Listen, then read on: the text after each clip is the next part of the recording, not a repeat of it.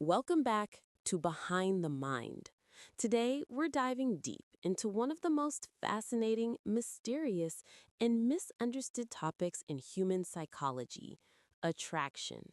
That spark that makes your heart race, that invisible force that draws two people closer, that strange chemistry that can change how you think, act, and even feel about yourself.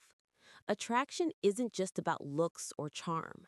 It's a coded message written deep within your biology and subconscious mind. It's instinct meeting emotion.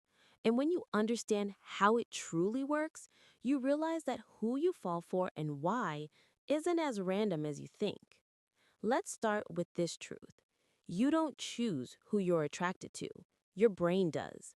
The limbic system, the emotional center of your brain, runs the show. It constantly scans faces, voices, movements, and even scent, searching for signals that whisper, this person might be good for survival.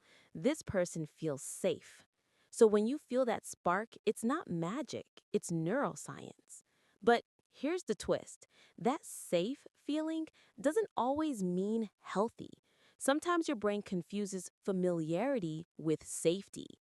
That's why people can be drawn to the same type of partner over and over, even if it leads to pain, because the brain loves patterns, even toxic ones. It says, I recognize this energy.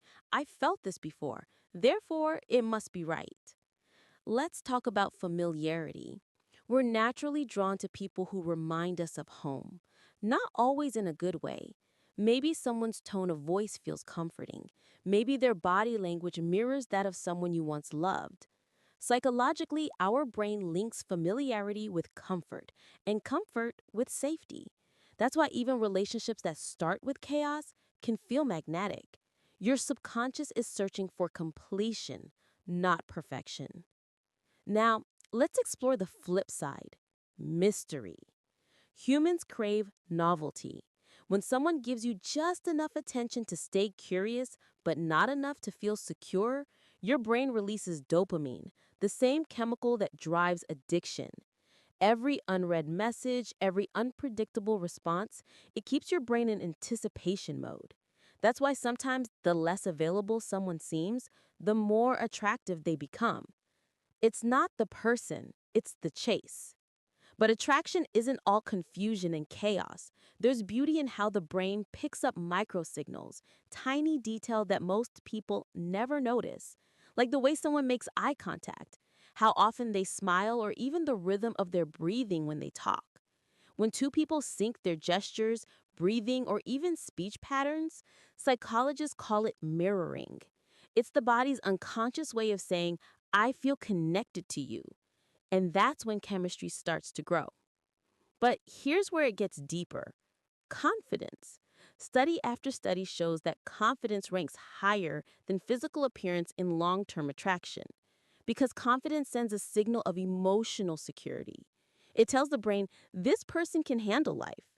When you see someone comfortable in their skin, speaking calmly, moving with purpose, your subconscious reads it as strength, and strength feels like protection.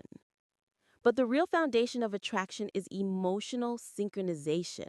That's when your nervous systems align, when silence feels peaceful, not awkward, when your laughter flows naturally, when your energy matches theirs. This is the point where attraction leaves the body and enters the soul. It's no longer about surface level desire, it's about recognition. You're not meeting a stranger, you're meeting a mirror. But sometimes that mirror shows something darker. Sometimes you're not attracted to the person, you're attracted to the feeling they create, even if it's chaos. If you grew up chasing love, your brain might equate intensity with passion. If love once came with pain, you might confuse anxiety for excitement. That's called a trauma bond. And until you heal what's broken within you, you'll keep finding it in others. So when you say, I don't know why I'm drawn to them, the answer often lies in your past, not your present. Now let's get a bit scientific. According to research from the University of Pennsylvania, attraction happens within the first 90 seconds of meeting someone. In that short time, your brain analyzes body language, tone, facial symmetry, and scent. Yes, scent. Pheromones, chemical signals released by your body, play a powerful role in physical chemistry. That's why someone's natural scent can either pull you in or push you away without a single word spoken. Symmetry is another key factor.